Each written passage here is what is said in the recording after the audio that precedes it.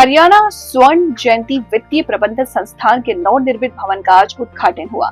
इस भवन का लाभ सभी विभागों और लोगों को मिलेगा। प्रधानमंत्री नरेंद्र मोदी का संकल्प है 2047 तक विकसित भारत में विकसित हरियाणा मजबूती से खड़ा होगा।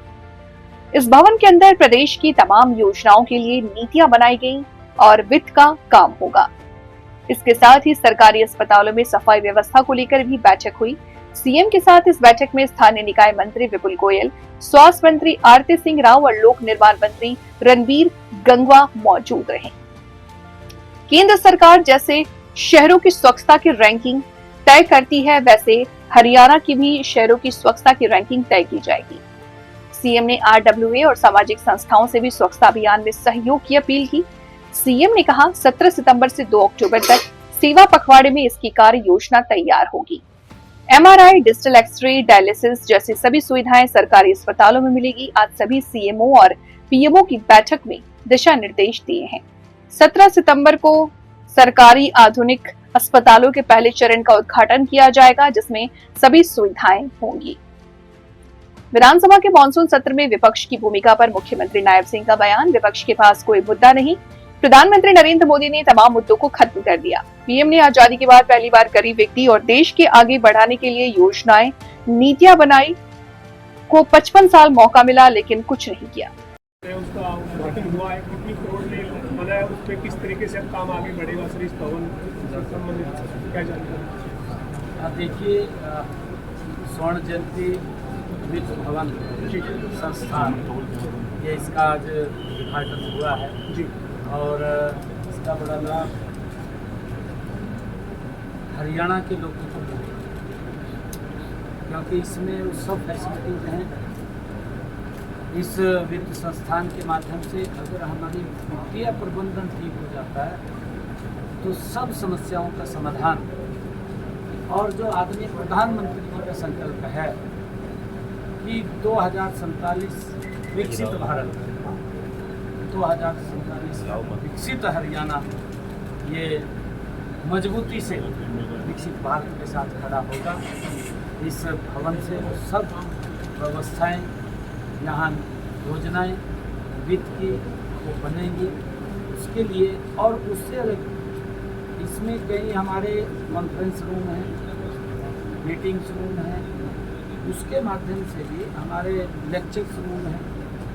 ये हमारे अन्य विभागों को भी इसके अंदर सब अधिकारियों को लाभ मिलेगा, क्योंकि समय समय के ऊपर ज़माना बदलता रहता है। उसमें उनको नई टेक्निक से अवगत कराना, नई नीतियों से अवगत कराना, तो उसके माध्यम से भी इस भवन का बड़ा लाभ वो मिलेगा। मैं इस आज उद्घाटन अवसर के ऊपर मैं सभी को बहुत बधाई देता हूं। और आज जब भवन का उद्घाटन हो रहा है तो हमारे यहाँ पर 2 विभागों आज अधिकारी भी बैठे हैं और कुछ वर्चुअल जुड़े हुए हैं। हमारे सभी म्यूनिसिपल कमिश्नर्स यहाँ पर हैं, उनके साथ मीटिंग हुई है, बातचीत हुई है। हमारे सभी सीएमओस हैं, पीएमओस हैं, और पीएमओ के साथ साथ हमारे एडीसीस जुड़े हुए हैं और डीसी सभी डिस्ट्रिक्ट के जुड़े हुए हैं कि हम स्वच्छता को लेकर कि आने वाले समय के अंदर हमने हरियाणा के हर सिटी की एक रैंकिंग खड़ी की है। जैसे केंद्र सरकार पूरे देश के शहरों की रैंकिंग करता है, हम हरियाणा के शहरों की रैंकिंग करेंगे स्वच्छता में, कि उसको लेकर के आज सारी रचना योजना वो बनी है, उसको काम चालू जो गति से होगा, ताकि हमारा हर शहर सुंदर और स्वच्छ हो, ग्रीनरी से वो भरपूर हो। और मैं जो हमारे आरडब्ल्यू के जो सभी पदाधिकारी हैं, अन्य सामाजिक संस्थाओं के लोग हैं, वो भी इस स्वच्छता के अंदर, जैसा प्रधानमंत्री जी आह्वान करते हैं, हर व्यक्ति की जिम्मेदारी होती है कि उसके अंदर सहयोग दे। परोक्ष रूप से, अप्रोक्ष रूप से हर व्यक्ति उसके अंदर अपना सहयोग देता है। और हमने आज उनसे बातचीत किया है इसको लेकर के स्वच्छता को, क्योंकि 17 सितंबर से सेवा पखवाड़ा का आरंभ हो रहा है, 2 अक्टूबर तक वो चलेगा। उससे पहले हम इसको गति से उस रचना योजना को खड़ी करके उसको आगे बढ़ाने का काम करें। और हमने ये भी निर्णय किया है, हमारे सभी सीएमओस और पीएमओ एडीसी जुड़े हुए हैं, कि हमारे हर डिस्ट्रिक्ट के ऊपर एक हॉस्पिटल अत्याधुनिक सुविधाओं से सुसज्जित, जो उस डिस्ट्रिक्ट के अंदर प्राइवेट हॉस्पिटल में सुविधाएं मिलती है, अब हमारे डिस्ट्रिक्ट सरकारी हॉस्पिटल में वो सारी सुविधाएं मिलेगी। उनमें डायलिसिस की व्यवस्था भी होगी, उनमें सीटी स्कैन की भी होगी, MRI की भी होगी, उसमें डिजिटल एक्सरे की भी होगी, अल्ट्रासाउंड की भी होगी और लैब भी होगी। और वहाँ पर सभी व्यवस्थाओं से सुसज्जित वो हॉस्पिटल होंगे। उसको लेकर के भी आज हमने यहाँ सभी CMOs और PMOs को बुलाया हुआ था, उनसे भी बातचीत हुई है और उसके ऊपर काम भी चल रहा है। उसका बजट भी हमने जारी कर दिया है, उसका सामान भी आ रहा है। 17 सितंबर को हम फर्स्ट फेज के हॉस्पिटल उनका उद्घाटन कर देंगे, उनमें सारी सुविधाएं आ जाएंगी 17 सितंबर तक, और बाकी के बचेंगे अगली डेट के ऊपर, उनको भी हम पूरा कर लेंगे। आज हमने बैठ करके विषय किया। सर, चाहे शहर हो चाहे सरकार हो, सफाई के लिए कड़े तौर पर जो जिम्मेदारी तय करनी पड़ेगी ना सर, की सफाई नहीं करेंगे आज ये सारी की सारी स्वच्छता को लेकर के आपने, आज मैंने कहा है कि हमारे इस आज बैठक के अंदर हमारे सभी म्युनिसिपल कमिश्नर्स और हमारे सभी CMOs, PMOs, ADC, DC और हमारे सरकार के उच्च अधिकारी आज सारे के सारे यहाँ पर हैं।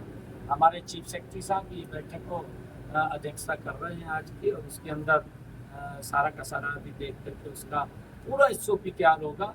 एक एक पॉइंट के ऊपर चर्चा होगी और माइक्रो चर्चा होगी कि छोटे पॉइंट के ऊपर भी, छोटे विषय के ऊपर भी, क्योंकि छोटा विषय कई बार अगर हम इग्नोर कर देते हैं बड़ा बन जाता है, परंतु एक छोटे विषय को अगर उसमें कोई दिक्कत आती है उसका समाधान तुरंत हो। ये नहीं है कि हमने देख लिया क्यों खराब है, कोई लाइट ही खराब है, हम देख भी रहे हैं लाइट खराब है, क्यों खराब है, शाम को ठीक हो जानी चाहिए। कोई तार लटकी, कोई ये नहीं है कि तार लटक रही है, तो तार ठीक हो जानी चाहिए। और कोई चौक का कोई कोना टूट गया, ये नहीं है कि 2 महीने टूटता पड़ा, तो ठीक हो जाना चाहिए। चौक की सुंदरता के लिए ये सारी की सारी व्यवस्थाएं आज बैठ करके पूरा SOP तैयार हो रहा है। चीफ सेक्रेटरी साहब इसके अंदर रहेंगे, इस बैठक के अंदर अब आगे की अब उसके अंदर बातचीत रख करके, क्योंकि कई कार्यक्रम है, मैंने आगे जाना है, फतेहाबाद में जाऊँगा, हिस्सा के अंदर जाऊँगा। जब ये जो मॉनसून सत्र का आगाज हुआ है, पहले दिन की कार्रवाई में विपक्ष की भूमिका को आप कैसे देखते हैं? जो जनहित के मुद्दों पर जो विपक्ष का रोल होना चाहिए, आप समझते हैं कि विपक्ष उस भूमिका में था? जिस तरीके से कल सदन में गवाह विपक्ष के सदस्यों ने पहला दिन पूरा हंगामे की भेंट चले गए। नहीं, देखिए, विपक्ष के पास कोई विषय मुद्दा नहीं है और मोदी जी ने तमाम मुद्दों को विपक्ष के खत्म कर दिया है। आज मोदी जी ने आज़ादी के बाद पहली बार गरीब व्यक्ति और देश को आगे बढ़ाने के लिए वो योजनाएं, नीतियां बनाई हैं कि इस बात सोच रहे हैं विपक्ष के लोग कि हम क्यों नहीं कर पाए, परंतु ये समय लंबा मिला विपक्ष को, 55 साल मिले, 55 सालों में नहीं कर पाए।